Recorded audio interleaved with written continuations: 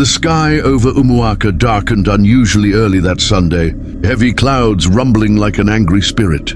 But inside the Miracle Flame Ministry, Pastor Emeka stood glowing with charisma, his white robe glimmering under the floodlights, as he laid hands on a woman in a wheelchair. The congregation erupted into praise as the woman stood, trembling, tears streaking her cheeks. "Behold the God of Pastor Emeka," someone shouted. Miracles had become routine here, blind eyes opening, cancer vanishing, barren women conceiving, but no one knew the truth. Beneath the ornate marble floor of the altar, under the carved wooden cross, something slithered in silence, a python spirit older than the village itself. Pastor Emeka had found the shrine deep in the forest many years ago. Led there by a mysterious dream, the spirit had offered him fame, wealth, and the power to do good, so long as he fed it what it demanded. Every full moon he offered incense, coin, and sometimes blood. He justified the price. God works in mysterious ways, he often said, masking evil behind divine mystery. But lately, the spirit had become restless, whispering in his prayers, calling for a bigger sacrifice. Emeka ignored the warnings. His church was growing. Politicians now sat in his front row. Television crews aired his services live. But the spirit would not be ignored forever. As the thunder cracked above the church that Sunday, a girl's scream pierced the air, coming not from outside, but from beneath the altar itself. The moment the scream rang out, everything stopped. Drums fell silent, and even the power supply flickered, plunging the Miracle Flame Ministry into a brief but chilling darkness. Pastor Emeka stood motionless on the altar, his hand still raised in benediction. For a split second, the only sound was the sharp echo of that terrible cry. Thin, desperate, unmistakably that of a child. Then the church burst into commotion. Ushers rushed forward, mothers clutched their children, and a few elders murmured prayers of protection. What was that? Someone shouted from the back. It came from under the ground. Emeka quickly raised both hands, his face composed, but his heart pounding like a sacrificial drum. "Calm down, brethren," he said with forced calm. "The devil is trying to distract us. Let us pray." He launched into a fiery tongue, but many eyes no longer looked at him with trust. They looked toward the altar floor. Whispers grew louder. Some claimed they had seen shadows slithering across the pulpit before the scream. Others insisted it was a spiritual attack, meant to bring down the mighty man of God. In the crowd, a young woman named Mama Ijeoma sobbed quietly. Her 7-year-old daughter, Ada, had been missing since Saturday evening. She hadn't told anyone yet, hoping the child would return on her own. But now her body shook. That scream, it had been Ada's voice. Pastor Emeka, sensing suspicion, ended the service abruptly and retreated to his office. Behind the heavy wooden door, he fell to his knees, not in prayer but in fear. The python spirit had never been this bold before. Something was wrong. Deep below the altar, in the belly of the church, something ancient had awakened, and it was no longer satisfied with silence. Night fell over Umuaka with unusual heaviness. Inside the church compound, security men patrolled restlessly, murmuring about the scream that had shaken even the boldest among them. Clutching a worn leather-bound Bible in one hand and a small cowrie pendant in the other, the very charm that allowed him to communicate with the python spirit. He had not used it in months, afraid of the answers it might bring. But tonight he needed clarity. Slowly, he lit the oil lamp beside his desk and chanted a coded prayer in Igbo, words passed down to him by the old priestess who had introduced him to the forest shrine. The flame flickered violently as the pendant glowed faintly in his palm. Then came the voice, low, hissing, ancient. "You made a vow, Emeka. You feed me, I feed you. Why do you hesitate now?" The pastor broke into a cold sweat. "I have given you offerings, money, livestock, even souls. What more do you want?" The voice laughed, a horrible slither of sound that made the walls tremble. "You promised your bloodline if the covenant was broken. You denied me last moon. Now I take what is mine." Emeka's mouth went dry. Ada was not just any child. She was his niece, his late sister's only daughter. He hadn't known she'd be the one taken. This wasn't just retribution. It was a message. Meanwhile, Mama Ijoma walked alone near the church entrance, guided by instinct and grief. As she neared the edge of the altar from the outside, she paused. There it was again, faint crying, echoing from the ventilation opening just beneath the church's foundation. "Ada?" she called softly. But the only reply was the low, unmistakable hiss of something alive. The next morning, the town of Umuaka buzzed with unease. Rumors of the scream spread like wildfire. Everyone had heard something, but no one could explain it. Some believed it was the voice of a demon sent to test their faith. Others whispered of dark secrets buried beneath Miracle Flame Ministry. Mama Ijoma had barely slept. Her eyes were swollen, her hands trembling as she stood at the church gate, demanding to see Pastor Emeka. "My daughter is in there," she said to the ushers. I heard her cry. I know her voice. Inside the church, Emeka was in turmoil. The spirit had gone silent after their conversation. No more hissing whispers, no more cryptic messages, just an eerie stillness. That kind of silence was dangerous. It meant the spirit was waiting, watching. Trying to buy time, Emeka told the ushers to send Mama Ijoma away, claiming he was in deep prayer and could not be disturbed. But Mama Ijoma didn't budge. Instead, she sat at the gate under the morning sun, wailing, drawing attention from passers-by. Desperate, Emeka summoned Brother Zaka, his most trusted church worker. Zaka had been with him since the church's founding and was one of the few who knew about the underground chamber. Beneath the altar, a place no one was ever allowed to enter. "Open the hatch," Emeka ordered quietly, handing him the old iron key. "Check if anything is there. But be fast. No one must see you." Zaka nodded and moved swiftly into the sanctuary, pulling back the thick red carpet behind the pulpit to reveal a square slab of stone. Beneath it was a trapdoor, hidden in plain sight. As Zaka opened the hatch, a rush of cold air escaped, and with it came a foul, rotting stench. He gagged. From the darkness below, a soft whimper echoed upward. Then silence. Brother Zaka hesitated at the edge of the open hatch, his torchlight trembling in his hand. He had followed Pastor Emeka for years, convinced that the miracles were divine, at least until recently. Now standing above the dark, gaping hole beneath the altar, his faith wavered. "Go in," Emeka said sternly, his eyes darting toward the main doors to ensure no one was watching. "You'll see nothing but offerings. Check quickly and return." But Zaka had heard the whimper too, and something inside him stirred, a mix of fear, guilt, and curiosity. He descended the narrow ladder into the chamber below, the musty air tightening around his chest. The walls were lined with strange markings, faded chalk circles and clay pots filled with dark liquid. Animal bones littered the corners, and the floor was sticky underfoot. At the far end, something glimmered, a silver anklet. Zaka's heart skipped. He knew that anklet. He had seen it on Ada when she followed her mother to church last Friday. He stepped closer, lifting the torch, and gasped. Just beyond the anklet, coiled in a massive heap, was the python. Its scales shimmered like oil, its eyes half closed in satisfaction. And wrapped in its coils was the unconscious form of a young girl. Zaka stumbled backward, bile rising in his throat. "She's here," he cried up the hatch. "She's alive, but the thing has her!" Emeka's face turned pale. "Don't touch her," he ordered sharply. "If you disturb the python, we all die." But Zaka wasn't listening anymore. His spirit rebelled. Something had to be done. Above, the church doors creaked open. Mama Ijoma, followed by a small crowd, stepped inside. She had forced her way in. And now she was heading straight toward the altar, toward the secret they had all buried too deep. The air inside the sanctuary grew thick with tension as Mama Ijoma marched in, flanked by concerned villagers and a few curious onlookers. Some were church members. Others had simply followed the noise and her cries. Pastor Emeka tried to compose himself. "Where is my child?" she demanded, her voice cracked with desperation. Her eyes locked onto Pastor Emeka, who stood frozen behind the pulpit, his white robe now damp at the collar. "Where is Ada?" "Sister Ijoma, I have prayed. I fasted for her return. We must let God." "Don't you dare call God," she screamed, pointing a trembling finger at him. "God does not live beneath altars. You're hiding something." Her words pierced the room like a blade. Whispers spread among the congregation.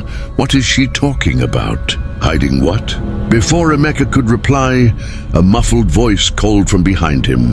Brother Zaka had emerged from the hatch, his face pale, sweat glistening on his brow. He looked directly at the crowd and said it plainly. Ada is beneath this altar. She's alive, but something evil has her. Gasps erupted. Several people rushed forward, trying to see what Zaka meant. Others pulled out their phones. "Call the police!" someone shouted. "Call the press!" another yelled. Emeka knew it was over. Years of carefully built lies were collapsing like a roof under heavy rain. In a last desperate effort, he raised his hands and shouted, "No one goes down there! The child is cursed. We must purify the altar first, or you will bring doom upon yourselves." But no one moved back. Instead, more villagers pushed into the church. The sanctuary that once echoed with tongues and hallelujahs now boiled with suspicion, anger, and fear. The altar, his altar, was about to be cracked wide open. A young man from the crowd, Chika, vaulted over the altar rail with fiery resolve. A trained carpenter and known troublemaker, he had little patience for religious ceremony. "If my little cousin is under there, we are bringing her out now," he shouted. Pastor Emeka moved to block him, but Chika shoved him aside with unexpected force. The congregation gasped. Never had anyone touched the revered man of God, let alone pushed him in front of the entire church. Brother Zaka quickly lifted the red carpet again, revealing the now open hatch. The stench of decay and something unnatural wafted upward, causing a few people to gag. But Chika didn't flinch. He grabbed a flashlight from one of the men and began to climb down, muttering prayers under his breath. Behind him, Zaka followed, still trembling from what he had seen earlier. Pastor Emeka stood helplessly above, torn between fear and fury, his authority unraveling thread by thread.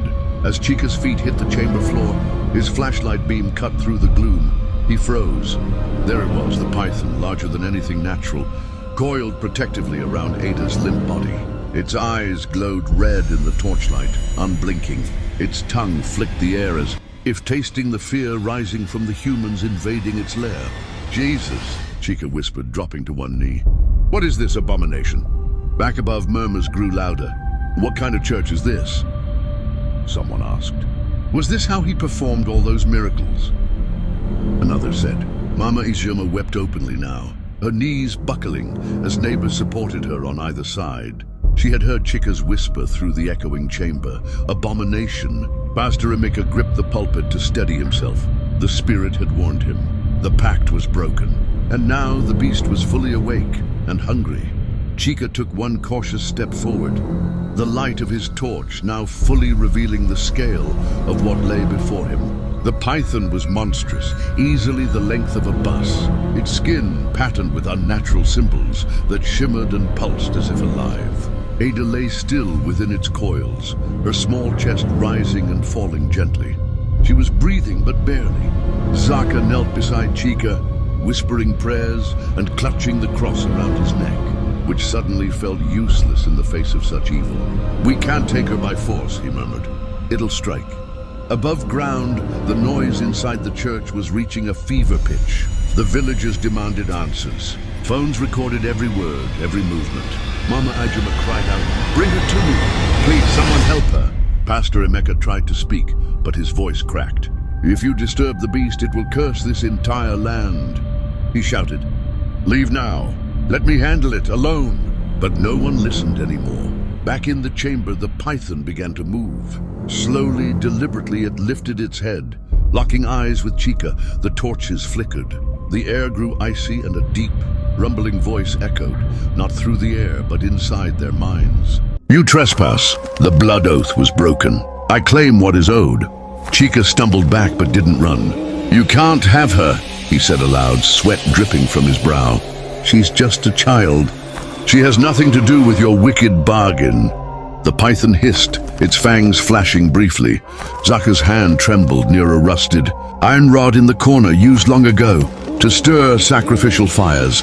"We either fight now," he said, "or let this thing take her forever." Chika nodded once, and then, with a scream, they attacked. Chika lunged first, swinging the iron rod with all the strength he could muster. The metal connected with a sickening thud against the python's scaled body, producing a sound that echoed like thunder through the chamber. The beast recoiled, uncoiling slightly, and Ada's limp body rolled gently to the side. Zaka shouted a prayer, then grabbed a clay pot from the corner, one of the old ritual jars, and hurled it at the serpent's head. The pot shattered, its dark contents splashing across the creature's eyes.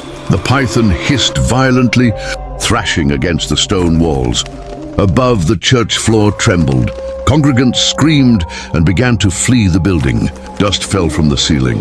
The altar shook. Mama Ijeoma dropped to the floor, crying out, "Ada, my baby!" But still no one dared go near the hatch. They could feel the war waging below, like a spiritual earthquake. In the chamber, Chika dragged Ada away from the python's coils, holding her close. "She's cold but alive," he shouted. "Zaka, hold it off." Zaka grabbed the broken end of the iron rod and jabbed at the serpent's head. The beast hissed again, its voice now thundering in their ears. "You dare defy me? You are nothing. This child was promised, her blood is payment." But something changed in that moment. As Chika lifted Ada, a strange light glowed from the pendant around her neck, a simple bead necklace her mother had given her, blessed by an old prayer woman from the next village.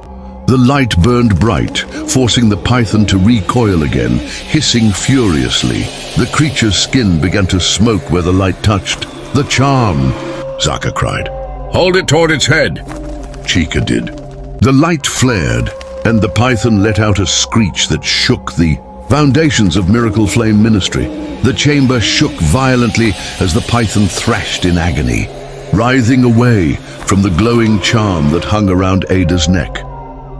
Chika held her tightly, shielding her frail body with his own as stone fragments began to fall from the ceiling. Zaka stumbled back, eyes wide in disbelief.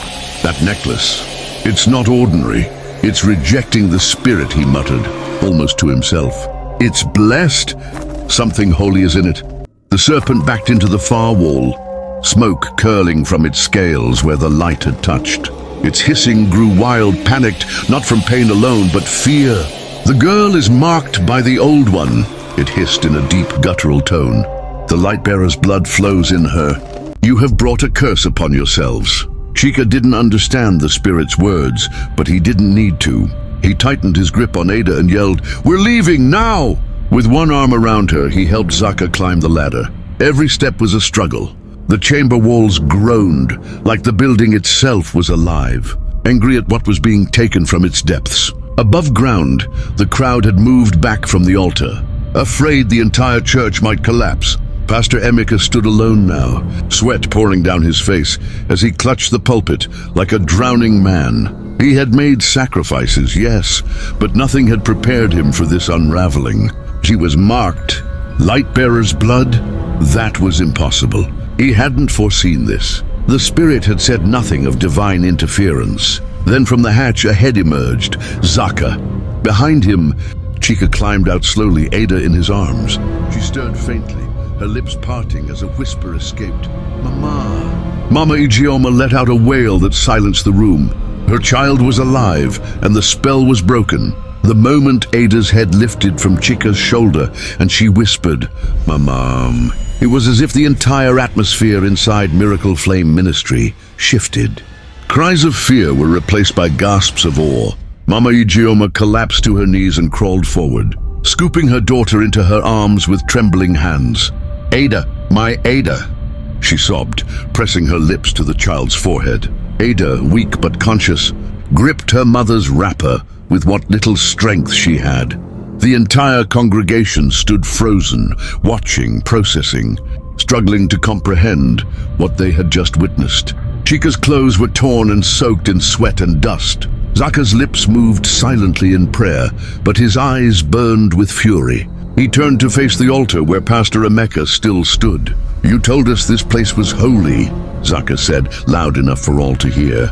"You said the miracles came from God, but you built this church on a serpent's lair." Gasps erupted again. Some people began backing toward the doors. Others looked to Emeka, waiting for a denial, an explanation. anything. But the pastor didn't speak. He simply stood there, his face pale, his mouth slightly open. Then an elder stepped forward, Baba Udezi, one of the church's founding members. "What is in that chamber, Emeka?" he asked, voice quaking. "What have you done in the name of God?" Pastor Emeka's lips moved, but no sound came. His body trembled as if 1,000 regrets crashed into him at once. The spirit's threat echoed in his ears. "You made a vow. Blood for power. You break the pact, and the pact breaks you." He dropped to his knees, finally muttering, "Forgive me." But the time for forgiveness was not his to decide. A heavy silence fell over the sanctuary. All eyes were fixed on Pastor Emeka, still kneeling at the foot of his own pulpit. His once proud shoulders were slumped, his hands trembling. The man who had raised the dead, healed the sick,